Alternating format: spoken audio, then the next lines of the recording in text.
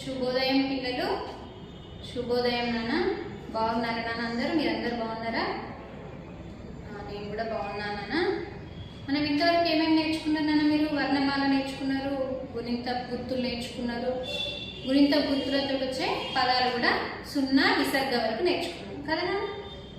మీరు ఊరికనే విని వదిలేస్తే రావు నాన్న. దాంట్లో మీరు ఏం చేయాలంటే ప్రాక్టీస్ చేయాలి. తలకట్టు నుంచి విసర్గ వరకు వచ్చే పదాలను మీరు కనీసం ఒక్కొక్క దానిపైన ఒక్కొక్క గుర్తు పైన, అంటే తలకట్టు గుర్తు, ఇట్లా దీర్ఘం గుర్తు, అట్లా ఒక్కొక్క గుర్తు పైన మీరు ఒక్కొక్క 5 కానీ 10 కానీ, మీరు పెద్ద పిల్లలు కదా నాన్న, ఒక 10 పదాలు రాయాలన్న. అట్లా రాసినట్లయితే మీకు ఈజీగా అసలు అంటే గుడి దీర్ఘంలో కానీ, ఏకం దీర్ఘంలో కానీ, ఇటువంటి వాటిల్లో కూడా తప్పులు పోకుండా ఉంటాయి నాన్న. ఇప్పుడు మనము ఒత్తుల గురించి నేర్చుకున్నాం.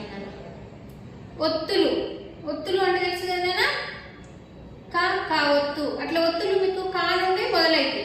ఒత్తులు ఎక్కడి నుంచి మొదలైతేనైనా కా నుండి రౌతి వరకు ఉంటాయి నాన్న ఒత్తులు. దాంట్లో మనం మీరు ఈజీగా ఎలా నేర్చుకోవాలో చెప్తాను. ఎలా నేర్చుకుంటారు అంటే 3 రకాలు ఉంటాయి నాన్న ఒత్తులు. సేమ్ ఒకే విధంగా ఒక అక్షరం రాస్తే దాని కింద సేమ్ అలాంటి గుర్తే వచ్చేలాగా ఒకే విధంగా ఉండే ఒత్తులు ఒక రకం. ఇంకొకటేమో తలకట్టు తీసేస్తే వచ్చే ఒత్తులు, దానిపైన ఉన్న తలకట్టు తీసేస్తే ఆ ఒత్తు వస్తుంది అనమాట. అలాంటివి ఒకటి. ఇంకా మూడోదేమో పూర్తిగా వేరుగా ఉండే ఒత్తులు. ఏంటిదన్నా? పూర్తిగా వేరే రకంగా అక్షరానికి సంబంధం లేకుండా ఉంటాయి కదా, అవి ఒక రకం. ఇలా 3 రకాలుగా మనం ఒత్తులు రాసుకున్నట్లయితే మీకు ఈజీగా అర్థమైతేనన్నా తొందరగా నేర్చుకోవచ్చు. ఓకేనా? చూడండి, నేను ఇక్కడ రాశాను ఒత్తులు. ఓ ఇట్లా రాయాలన్నా. చూడండి, ఇది ఇక్కడ వరకు పోవద్దు. ఇక్కడ వరకు పోతే బాగా ఓ రాసేటప్పుడు జాగ్రత్తగా రాయన్నా. తాకొస్తే తూ. ఇక్కడ ఒత్తు వచ్చిందండి. ఇదేమొత్తు? తా ఒత్తు. ఇది తీసేస్తే ఒతులు. ఒతులు అంటే కదా ఒత్తులు అంటే ఒత్తు వచ్చిన దగ్గర మనం ఒత్తి పలకాలి. ఒత్తులు. అర్థమేనా? ఇప్పుడు ఏం రాసాను? ఒకే విధంగా ఉండే ఒత్తులు. అక్షరం ఎలా ఉంటుందో దానికి సంబంధించిన ఒత్తు కూడా అలాగే ఉంటుంది. ఖ ఒత్తు. ఏ మాత్రం తేడా ఉందనా?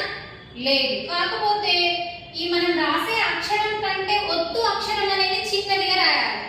ఎందుకంటే మనం దీనంత పెద్దదిగా రాస్తే కింద ఉన్న లైన్కి మళ్ళీ అది వచ్చి తగిలే అవకాశం ఉంటుంది. కాబట్టి నాన్న అక్షరం ఏమో పెద్దగా ఉండాలి, దానికి సంబంధించిన ఒత్తు మాత్రం చిన్నగా రాయాలి. ఇది గుర్తుపెట్టుకోండి. చూడండి నాన్న, ఖ ఒత్తు. ఇన్య ఒత్తు. జ ఒత్తు. చూడండి నాన్న, ఇని ఒత్తు. అన ఒత్తు. సేమ్ ఉన్నాయి కదా, ఒకే విధంగా ఉన్నాయి. భా ఒత్తు. రౌతి ఒత్తు. సేమ్ ఉంటాయి నాన్న. మళ్ళీ ఒకసారి చూడండి, ఎన్ని ఉన్నాయి? 1 2 3 4 5 6 7. ఇవి మనం ఎక్కువగా ఉపయోగించాం కదా నాన్న. ఇన్య ఒత్తు తక్కువ ఉపయోగిస్తాం. అయినా సరే మనం నేర్చుకోవాలి. ఖ ఒత్తు. ఇన్య ఒత్తు. జ ఒత్తు. చూస్తున్నారు నాన్న, అక్షరం పెద్దగా ఉండాలి, దానికి సంబంధించిన ఒత్తులు చిన్నగా ఉండాలి. కానీ దాంట్లో మార్పు ఏమీ లేదు నాన్న, ఒకే విధంగా ఉన్న ఒత్తులు. ఇని ఒత్తు. చూస్తున్నారు నాన్న, అన ఒత్తు. బా ఒత్తు. రా ఒత్తు. దీన్ని రౌతి అనొచ్చు, రా అని కూడా అనొచ్చు నాన్న చదివేటప్పుడు. రౌతి ఒత్తు. అర్థమైంది నాన్న? ఇవేంటి? ఎన్ని ఉన్నాయి? 7 ఉన్నాయి నాన్న, గుర్తుపెట్టుకోవాలి. 7 ఉన్నాయి. ఖ ఒత్తు. ఇన్య ఒత్తు. జ ఒత్తు. ఇని ఒత్తు. అన ఒత్తు. బా ఒత్తు. రౌతి ఒత్తు. ఓకేనా నాన్న? ఇవి మీరు రాయండి. నెక్స్ట్ దీని తర్వాత నేను తలకట్టు తొలగిస్తే వచ్చే ఒత్తులు నేర్పిస్తాను. ఒకే విధంగా ఉండే ఒత్తులు నేర్చుకున్నాను. ఇప్పుడేమో తలకట్టు తొలగిస్తే వచ్చే ఒత్తులు. తలకట్టు తొలగిస్తే అంటే ఇక్కడ గా ఉంది కదా, గాకి తలకట్టు ఉందా? లేదు. అంటే ఇది గా ఒత్తు. అంటే తలకట్లు తొలగిస్తే వచ్చే ఒత్తులు. ఏం లేదు, చాలా ఈజీ. మీకు ఇక్కడ నుంచి అక్కడ వరకు ఏం చేయాలన్నా, మీకు గా అక్షరం రాయడం వస్తుంది కదా, దాని పైన తలకట్టు తీసేస్తే గా ఒత్తు వచ్చేసింది. ఘా గా ఒత్తు సెకండ్ ఘా ఒత్తు కూడా అలాగేనన్న పైన ఉన్న తలకట్టు తీసేస్తే ఘా ఒత్తు. ఛా ఒత్తు ఇదేంటిదన్నా చా ఒత్తు. చా ఒత్తుకి మనం తలకట్టు తీసేస్తే చా ఒత్తు వచ్చింది. మళ్ళీ ఛా ఛా ఒత్తులో ఏమొస్తుంది అది కూడా అంతేనన్న. చూడండి ఒకసారి ఝా ఝా ఒత్తు. టా దీనికి తలకట్టు కాకుండా పైన లైన్ ఉంది కదా, ఈ లైన్ మనం తలకట్టుగా అనుకోవచ్చు. ఇక్కడ ఈ లైన్ తీసేస్తే టా ఒత్తు. ఠా ఠా ఒత్తు. చూడండి నన్ను అన్నిటికీ తలకట్లు తీసేయడం వల్ల వచ్చిన ఒత్తులు అన్నమాట ఇవన్నీ. డా డా ఒత్తు. ఢా ఢా ఒత్తు. చూస్తున్నారు నన్ను అందరూ బోర్డు పైన చూడండి. థా థా ఒత్తు. దా దా ఒత్తు. ధా ధా ఒత్తు. పా పా ఒత్తు. ఫా ఫా ఒత్తు. భా భా ఒత్తు. మనకి ఫస్ట్ బా ఉంది కదా, ఫస్ట్ బాకి తలకట్టు ఉండదు, అది సేమ్ ఏ విధంగా ఉంటుందో దాని ఒత్తు కూడా అదే విధంగా ఉంటుంది. కానీ సెకండ్ బాలో భా ఒత్తులో ఏమున్నదన్న దీనికి తలకట్టు ఉంటే ఈ తలకట్టు తీసేయాలి, కింద లైన్ అదే విధంగా వస్తుంది, ఒక తలకట్టు ఒకటి తీసేయాలి. బా భా ఒత్తు. షే షే ఒత్తు. షా షా ఒత్తు. ఇక్కడ ఏంటిదన్నా మనం నేర్చుకునేది ఏంటి, తలకట్టు తొలగిస్తే వచ్చే ఒత్తులు. చూడండి నాన్న గుర్తు పెట్టుకోవాలి ఇక్కడ ఏం జరుగుతుందో. తలకట్టు తీసేస్తే వచ్చే ఒత్తులు. ఇక్కడ సా ఉంది, సా ఒత్తుకి తలకట్టుకు తీసేసినాం అనమాట. హా హా ఒత్తు. లా లా ఒత్తు. క్ష క్ష ఒత్తు. క్ష ఒత్తు నాన్న ఇలా కూడా కొన్ని పుస్తకాలలో ఇలా కూడా వస్తుంది నాన్న, ఇలా కూడా ఇస్తారు. అంటే దీని తలకట్టు తీసేస్తే క్ష ఒత్తు, లేదంటే ఇలా కూడా. దీన్ని ఒత్తుల కిందికి కాకుండా కొన్ని పుస్తకాలలో సంయుక్త అక్షరాల కిందికి కూడా తీసుకుంటారు నాన్న. ఎందుకంటే కాకి క్ష ఒత్తిస్తే క్ష అవుతుంది కదా, అలా కూడా దాన్ని ద్విత్వాక్షరం కాకుండా సంయుక్త అక్షర పదాల కింద కూడా తీసుకుంటారు. కాబట్టి ఒత్తులలోంచి కొన్ని బుక్కులో ఈ క్ష ఒత్తు అనేది తీసేస్తున్నారు అన్న. కాకపోతే మనం అలా నేర్చుకుందాం. క్ష క్ష ఒత్తు. అర్థమైందా? మళ్ళీ ఒకసారి చదువుతుంటే చూడండి. గ గా ఒత్తు. ఘ ఘా ఒత్తు. చ చా ఒత్తు.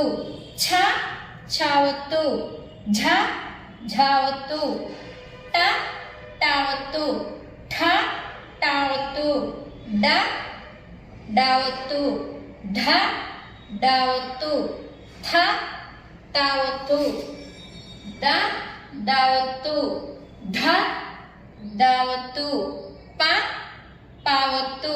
చదవండి నన్ను, నాతో పాటు చదవాలి. ఇప్పుడు చదివితే మీకు ఈజీగా వస్తుంది. ఫ ఫా ఒత్తు. భ భా ఒత్తు. షే షే ఒత్తు. ష షా ఒత్తు.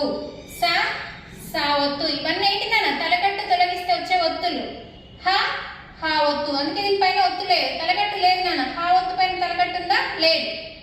లా లా ఒత్తు. క్ష క్ష ఒత్తు. అర్థమైంది నాన్న? మనం ఇంతకు ముందు ఏం నేర్చుకున్నాం? ఒకే విధంగా ఉండే ఒత్తులు. అక్షరం ఎలా ఉంటుందో ఒత్తు అలాగే ఉంటుంది. ఇదేమో తలకట్టు తొలగిస్తే వచ్చే ఒత్తులు. ప్రతి ఒక్క అక్షరంలో కూడా దాని తలకట్టు తీసేస్తే అన్ని ఒత్తులు వచ్చేసినాయి. ఈజీ ఉంది కదా ఇలాగా. చూడండి, కాకపోతే నేను ఇంతసేపు చెప్పాను, ఫస్ట్ చెప్పినప్పుడు ఏమని చెప్పాను? గా గా ఒత్తు రాసేటప్పుడు గా అక్షరం ఎంత ఉందో గా ఒత్తు కూడా అంతే పెద్దగా రాయద్దు నాన్న. ఎందుకు అంటే మనము ఒక లైన్ కింద ఇంకో లైన్ రాసేటప్పుడు ఆ ఒత్తు పదాలు వచ్చినప్పుడు కిందున్న లైన్ ఇది రెండు తగులుతాయి. కాబట్టి మీరు ఇలా రాయడం నేర్చుకోవాలి. అర్థమైందనా? ఓకేనా? నెక్స్ట్ నేను ఇప్పుడు ఏం చెప్తాను, పూర్తిగా వేరే విధంగా, అంటే అక్షరానికి ఒత్తుకి సంబంధం లేకుండా ఉండే ఒత్తులు మనం తెలుసుకున్నాం. మనము ఒకే విధంగా ఉండే ఒత్తులు నేర్చుకున్నాము, తలకట్టు తీసేస్తే వచ్చే ఒత్తులు నేర్చుకున్నాము. ఇప్పుడు వేరుగా ఉండే ఒత్తులు, అంటే అక్షరానికి ఆ ఒత్తుకి సంబంధం లేకుండా ఉండే ఒత్తులను ఇంకొకటి మీరు నేర్చుకున్నారంటే మిగతా ఒత్తులన్నీ చాలా ఈజీ అండి. ఇవి బాగా ప్రాక్టీస్ చేయాలి. ఓకేనా? చూడండి, వేరుగా ఉండే ఒత్తులు. కా కా చూడండి, కాకి కా ఒత్తుకి ఏమన్నా అంటే సేమ్ ఉందనా? సేమ్ లేదు. తలకట్టు తీసేస్తే వచ్చిందా? లేదు, వేరే విధంగా ఉంది. కాబట్టి ఇది మనము బాగా నేర్చుకోవాలి. కా ఒత్తు. తాకి తా ఒత్తుకి ఏమైనా సంబంధం ఉందనా? తాలా ఉందా? తలకట్టు తీసేస్తే వచ్చిందా? లేదు, పూర్తిగా వేరే విధంగా ఉంది. తా ఒత్తు. మీకు తా ఒత్తు వచ్చిన దగ్గర మీకు ఒక విషయం చెప్పాలన్నా. ఎందుకు అంటే చూడన్నా,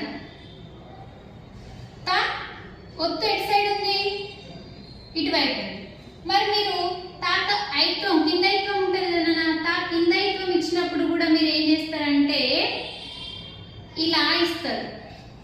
ఇది కింద ఐత్వం అవుతుంది నాన్న, ఐత్వం వస్తుందా? ఇది ఏంటిది? తావొత్తు. మరి ఐత్వం అన్నప్పుడు తావొత్తేమో ఇటువైపు రావాలన్న, ఇటు సైడ్.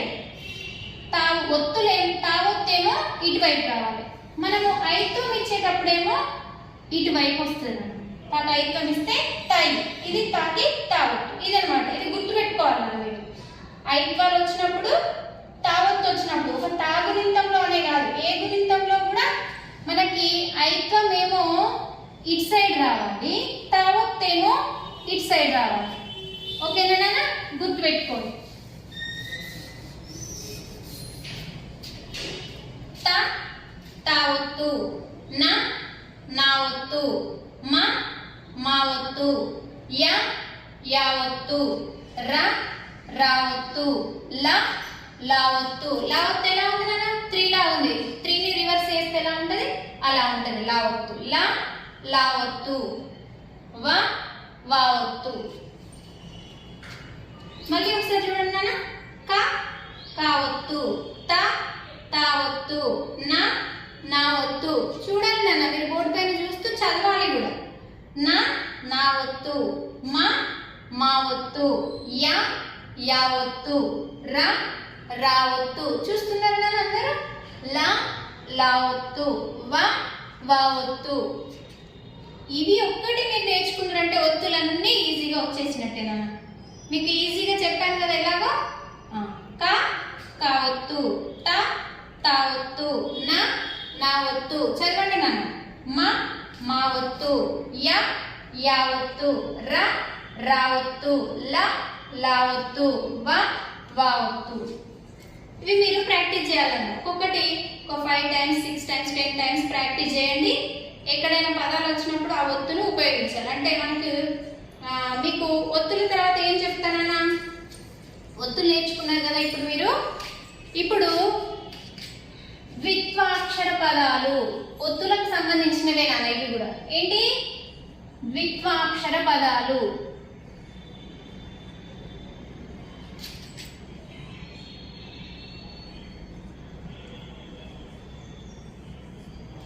ద్విత్వాక్షర పదాలు అంటే ఏంటి నాన్న? ఏ అక్షరానికి అదే ఒత్తు వస్తే దాన్ని ద్విత్వాక్షరం అంటున్నాను. ద్విత్వాక్షరం. కా కావొత్తు. ఇంతసేపు చెప్పాను కదా, తా తావొత్తు. దీన్ని ద్విత్వాక్షరం అంటారు. ఏ అక్షరానికి అదే ఒత్తు వస్తే ద్విత్వాక్షరం. ఫర్ ఎగ్జాంపుల్ దీంతో ఒక పదం రాయండి అన్న. అక్క. దీంతో ఒకటి రాయండి. అక్క. ఇది ద్విత్వాక్షరాలు. నెక్స్ట్ నాన్న ఇంకేం పదాలు ఉంటాయి? ద్విత్వాక్షర పదాలు, సంయుక్తాక్షర పదాలు. ఏంటి నాన్న? సంయుక్తాక్షర పదాలు.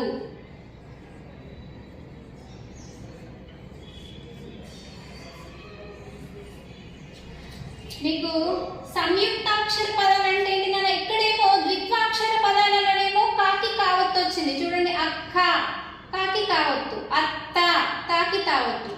ఇక్కడ చూడండి నాన్న, కర్త. ఇక్కడ తాకి తావత్తు వస్తే దాన్ని ద్విత్వాక్షరం అన్నాం. ఇక్కడ తాకి తావత్తుందా, రా కింద తావత్తుంది. అంటే ఒక అక్షరానికి వేరే అక్షరానికి సంబంధించిన ఒత్తు వస్తే దాన్ని సంయుక్తాక్షరం అంటారు.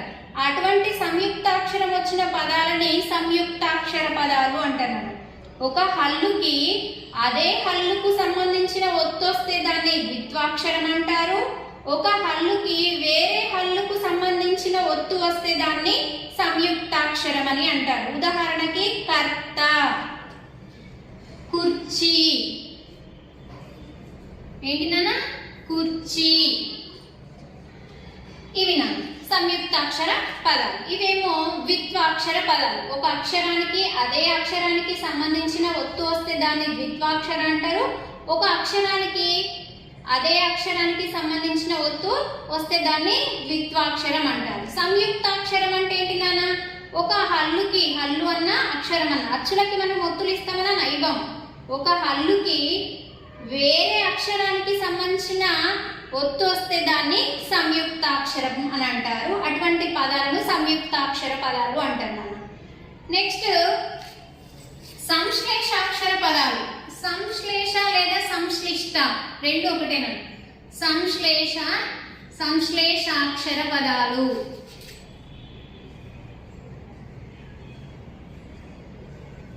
సంశ్లేషాక్షర పదాలు అంటే ఏంటి నాన్న?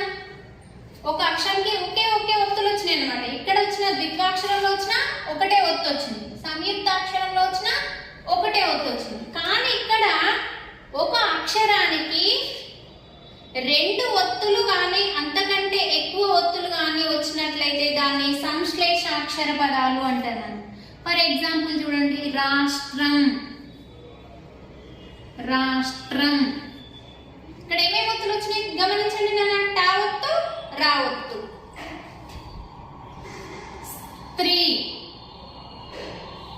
స్త్రీ, తా ఒత్తు, రా ఒత్తు. అలాగే మేస్త్రి, జ్యోత్స్న, రాష్ట్రం ఇవన్నీ కూడా సంశ్లేషాక్షర పదాలు. ఇస్త్రీలో కూడా రెండు ఒత్తులు వస్తాయి అనమాట. అంటే రెండు కానీ అంతకంటే ఎక్కువ ఒత్తులు కానీ వస్తే దాన్ని సంశ్లేషాక్షరం అంటారు. వాటిని సంశ్లేషాక్షర పదాలు అంటారు నాన్న. అర్థమైంది కదా? ఓకే నాన్న. ఒత్తులు, ద్విత్వాక్షర పదాలు, సంయుక్తాక్షర పదాలు, సంశ్లేషాక్షర పదాలు ప్రాక్టీస్ చేయండి నాన్న మీరు. ఓకేనా నాన్న? ఇవన్నీ ప్రాక్టీస్ చేసుకోండి మీరు. ఓకే.